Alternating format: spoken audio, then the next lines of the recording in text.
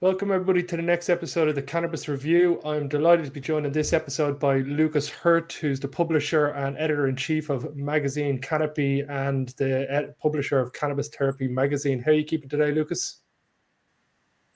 I'm very good, Owen, and thank you for having me on your show. I'm delighted to have you on. So the Czech Republic are making a lot of waves in Europe. I thought who better to get on than a man who's going to have inside information on all the various topics. Yeah, that's true. So can you maybe give everybody a quick overview about your publications that you have, Kanopi and your other magazine, and then we can jump into the Czech Republic topic?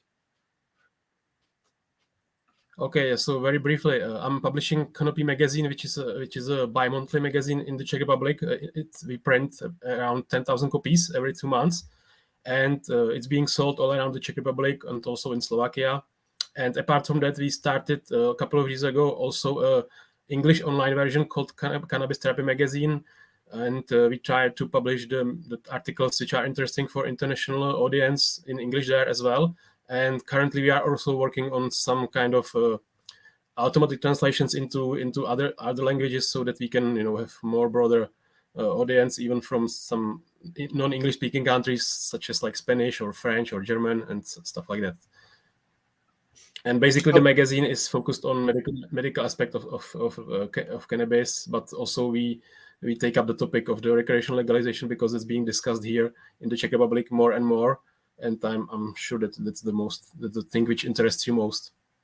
Yeah, well, you start hearing the mention of the Czech Republic a lot over the past, let's say, 6 to 12 months. It was all Germany up until the last 6 to 12 months, and it seems to be you guys are coming up on the inside lane very fast. Can you answer me this? What is the cause of the positive discussions that are happening in the Czech Republic around legalization of cannabis now? What was the first kind of the influx point where everybody started to change their tone? It was basically the last parliamentary election when we got the new government, and this new government is like pro-European, pro-Western, and kind of like it's like conservative party, which is on the top. But this conservative party, or actually the prime minister, who is from the conservative party, his name is Petr Fiala, and he has a very good friend, former national drug coordinator Jindřich Vobořil, and this Jindřich Vobořil is pretty world-renowned drug expert on drug addiction and drug policies, and he was our national drug coordinator for 8 years. But the previous government, they just threw him out because they weren't interested in harm reduction policies and stuff like that. They just wanted to continue the prohibition. But the new prime minister last year, when the election was over and the new government was formed, the new prime minister Petr Fiala, he just took him back. And since he's back, he's working very hard on this. We call it like harm reduction policies, which want to focus on basic human rights, and what better place to start is than the cannabis, because with cannabis in the Czech Republic, we have the general public has a very good relationship with it. Like for past 20 years, the general attitude was very positive. Most people have nothing against cannabis. It's like we are a very open-minded society, very liberal.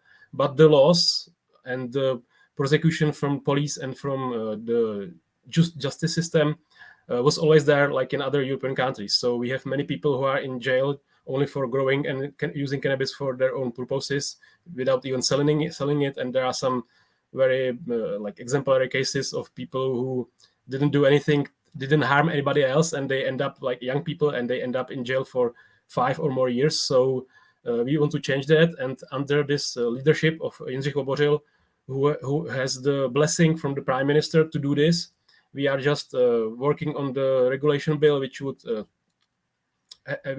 stand on 3 pillars. One pillar is allowing home growing for your own purposes, which should be allowed to anybody who is over 18 years old.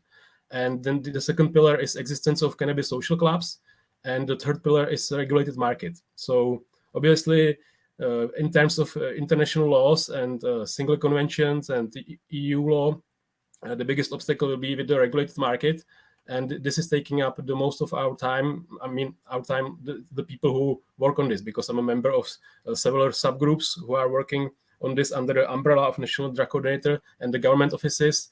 So we have like 5 subgroups, and these subgroups are trying to prepare the the draft of the law, and then the expert group, which is on the top of these 5 subgroups, will be presenting the draft of the law to the politicians, to the parliament, and the legislative process will begin. So basically, yeah, that's what happened, and the main drive behind this, it's definitely the personality of Jindřich Vobořil, who put his credibility, his knowledge and everything behind it. He put it into this effort, and he's leading the effort, and he gathered many experts from the drug policy field. Also, with we are in talks with the police and with lawyers, and also obviously with people from various ministries like Ministry of Health, Foreign Ministry, Interior Ministry. So it's a hard effort, and it takes lots of time and lots of work.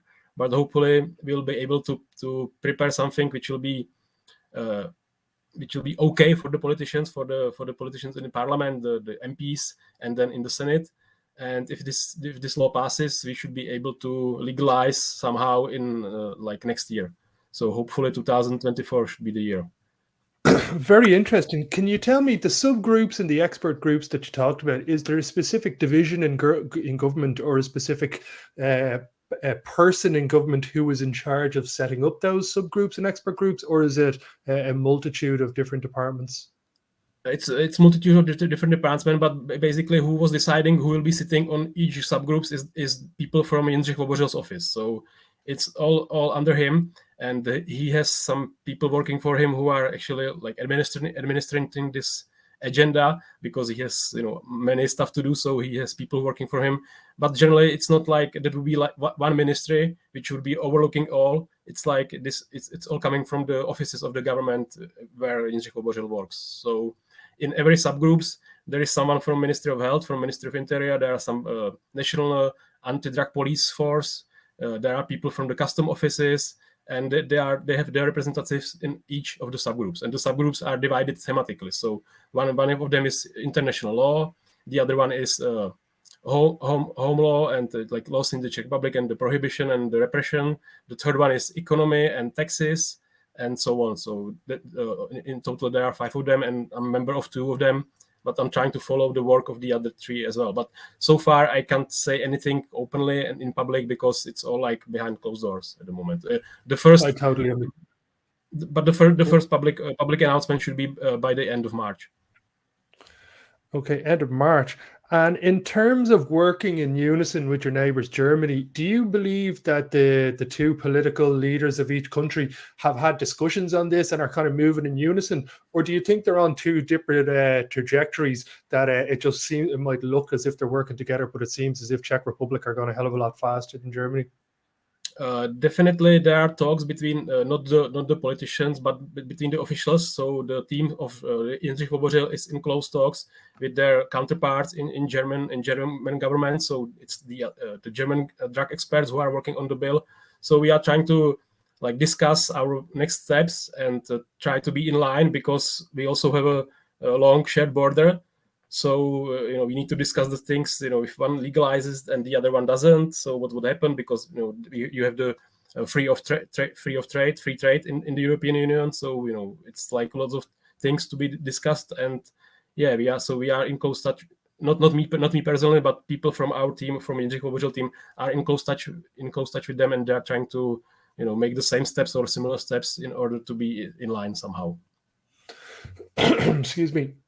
Do you think that the end result that they're going to get is going to basically be a change of European law, or just we're moving on ahead? Because it seems that if you guys, both Germany and Czech Republic, legalize, it seems that it's going to obviously be a domino effect then, that no country's going to want to have a border with a country with a legal industry where their citizens can just walk over and buy what they want and then walk back into the country.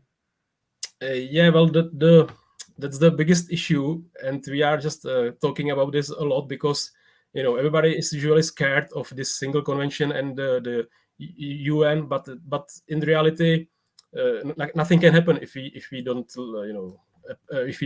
listen to this UN single convention anymore. But the problem is European law, because if the European Union or the European Commission says you shouldn't be doing this, and we will do it anyway, they could punish us somehow. So, and nobody wants to be in have problems with the European Commission and with the European Union. So That's the biggest problem now, and like the biggest threat to this effort is that the European Commission will say, no, we are against it, and you cannot do that.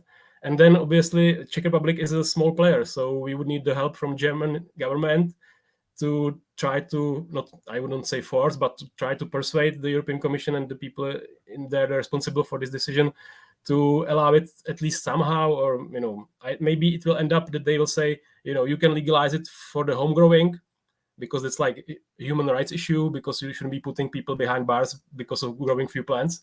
But the regulated market could be a problem. So we will see what happens. We are still waiting what the European Commission says. So far, there was just some indication, but nothing official. So I think in the Czech Republic and in Germany, the proponents of this legalization efforts are waiting and expecting what's gonna come out from the European Commission. So we will see. And if they say no, it's gonna be a huge problem. So let's fingers crossed that they will say yes. Is there a team or a specific person in the European Commission that is going to be the sole arbiter of this case, or is it going to be a panel of people? I personally don't know, because I'm actually not the member of the subgroup working on this international relationship and international laws. So I don't have the information from this group yet.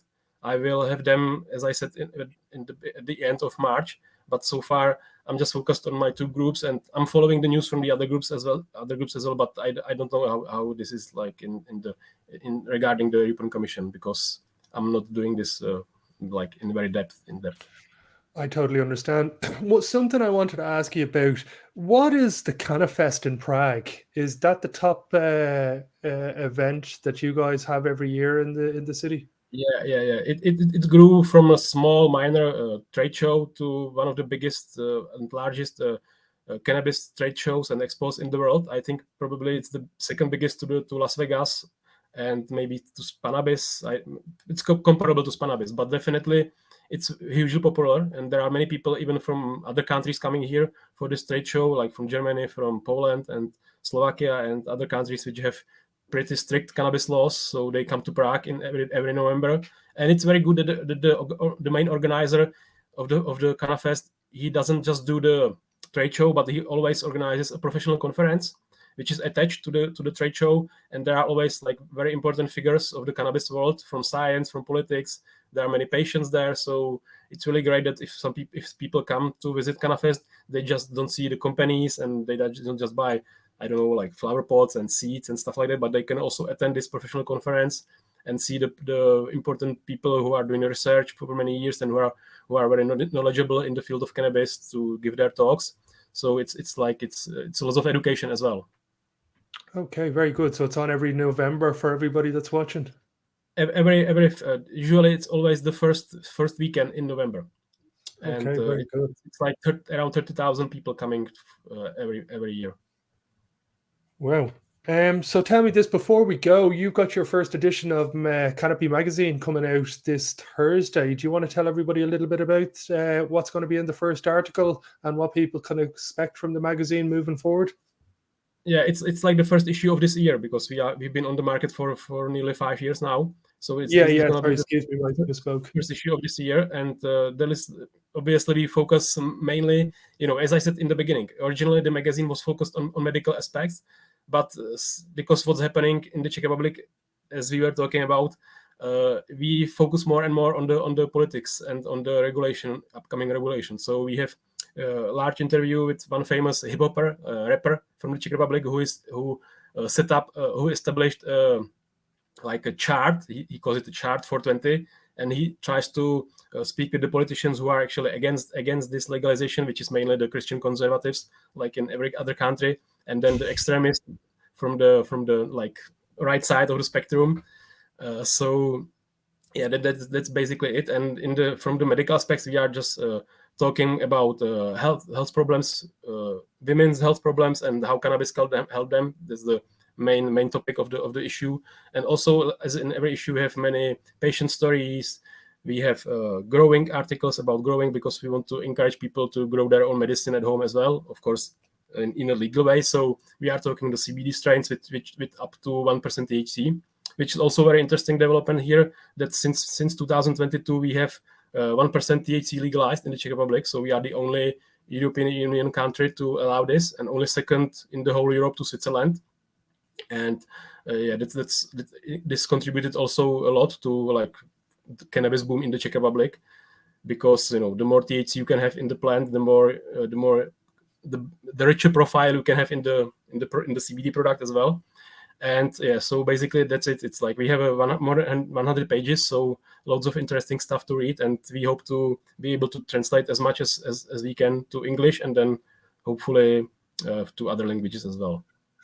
Amazing. It's been fantastic. Fantastic talking to you, Lukas. I wish you guys nothing but the best in the Czech Republic, and hopefully we can touch base again this year and see how things are moving along steadily, and all the best with all the subgroup and experts groups that have been set up. Of course, it will be my pleasure. Perfect. Until next episode, everybody, thank you.